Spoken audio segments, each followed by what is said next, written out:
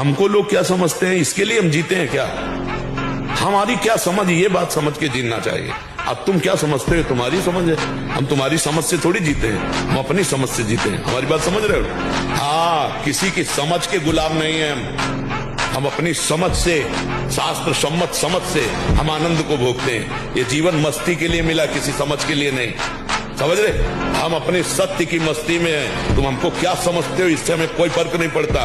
हम क्या समझ करते, इससे फर्क पड़ता है।